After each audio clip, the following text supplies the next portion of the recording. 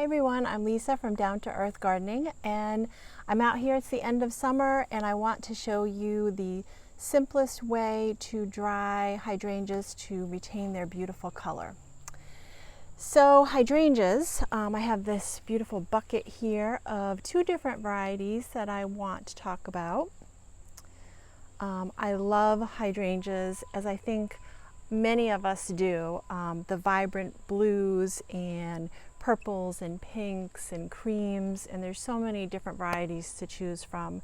Of course, I have my favorites, which I love to share with you, but I also like to talk about how to bring flowers inside and enjoy for the winter, or create some beautiful wreaths or dried arrangements, or give as gifts. There's just so many things you can do with them. So my hydrangea varieties here that I have today are my Bloomstrucks, which I picked. I think I have 4 shrubs in my own yard here.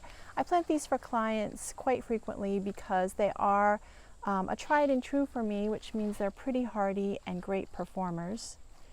So Bloomstruck, and they have this beautiful burgundy stem, which really adds to the beauty. And as with your blue hydrangeas, the colors really depend on the acidity or alkalinity of the soil. So if your soil is acidic, then you will have a more blue color. And if it's more alkaline, then you'll have more of a pink color.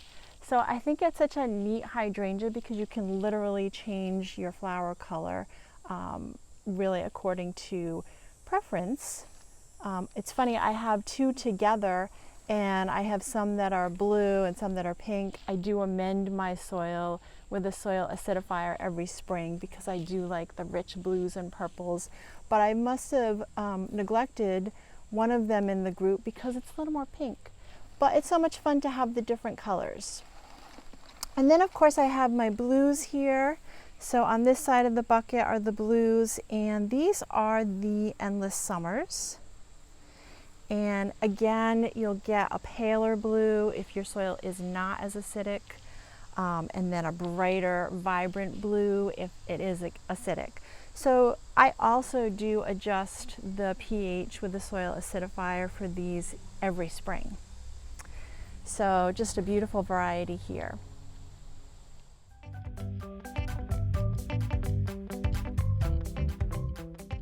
It is the end of summer in New England, so it's time to start thinking about drying our flowers and bringing our harvests in. We've had a very, very dry summer this year, so I've really been hesitant to pick them because I don't want to pick them when they're really stressed. So we've just gotten some rain the last couple days, so they've had a nice big drink. So if you haven't received much rain, I would suggest watering them thoroughly before you start clipping them. So end of summer is the time to clip them. And I like to go out and pick the best blooms of the shrub. So I don't pick all of my blooms. I like to leave some in the garden. But this is really lovely here.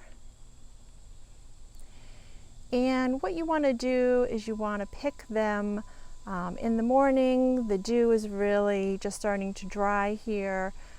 So wait until the dew is dried off. Mid-morning, late morning is best, late summer.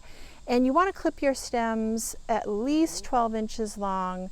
If you can go 18 inches, that's even better.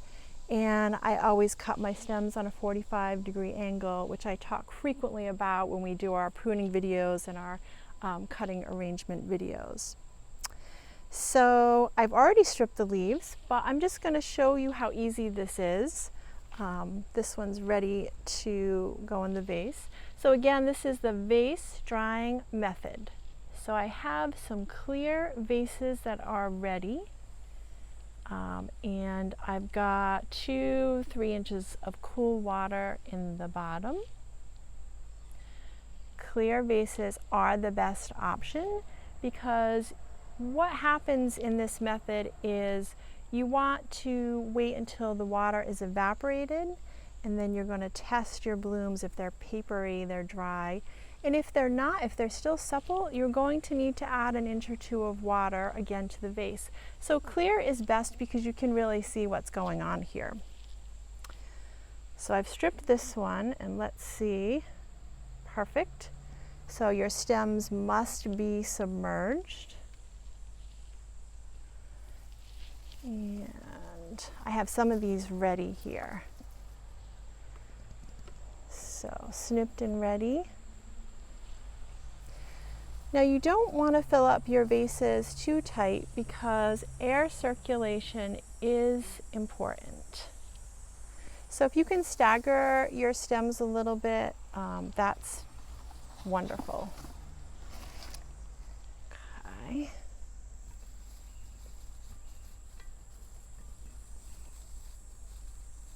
So touching water, and there we go. So I've got a few in here that I'm going to start with, but then I also want to walk you through the process of just snipping them and clipping their leaves. So I have a little empty bucket here, and I'm going to work on the bloom-struck varieties.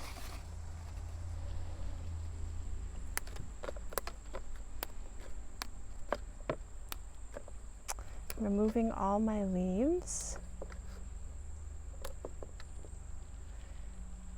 This here. Just going to play around with my arrangement a little bit because I am going to have this on display even while it's drying. So snipped it here. And I love the mix of colors that I have here. It's really pretty. I think you all know what a purple fan I am.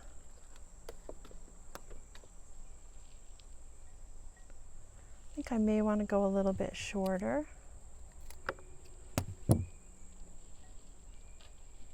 You can really get creative with your vase.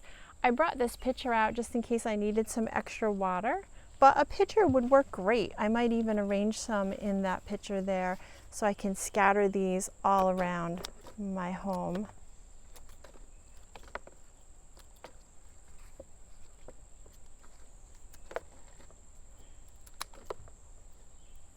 If you have hydrangeas, this is really just such an easy way to dry them. You probably have everything you need on hand.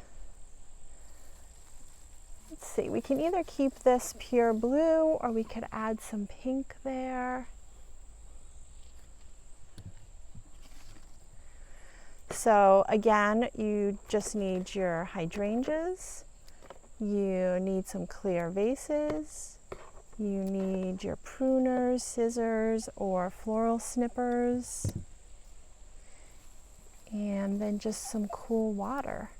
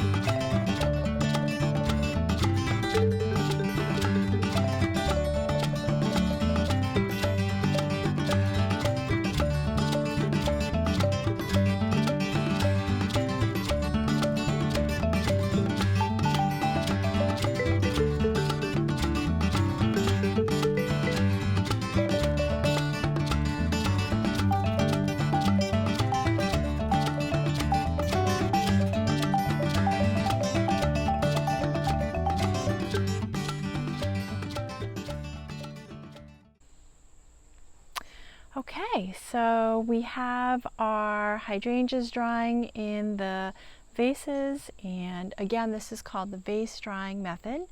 I love it because it's simple and it really preserves the intense color of the beautiful hydrangeas. So what's going to happen next is the best spot for your hydrangeas while they're drying is a cool, dark location. So I'm going to bring them inside and put them in a cool, dark spot. and enjoy them. And then you're just going to wait for your water to evaporate. So they're going to be soaking up the water, and that helps preserve the color and the blooms. And you're going to check them in about 2 weeks. It takes 2+ weeks for the water to evaporate. And if they're still feeling supple, then you're going to want to add another inch or two of cool water and just let the process continue. So what you're looking for is the water to evaporate, and the goal is to have them be papery. So papery means they're dry. And once the water's gone and they're papery and dry, then that's it. No more water is necessary. That means they're ready to enjoy. You can either leave them in your vase or transfer them into another container. A basket is fine. Do your arrangements, your wreaths, your crafts. So many things you can do with them. So that's it for today. I really hope you enjoyed our video, and if you liked it, hit like, and please subscribe to our channel for some future gardening fun.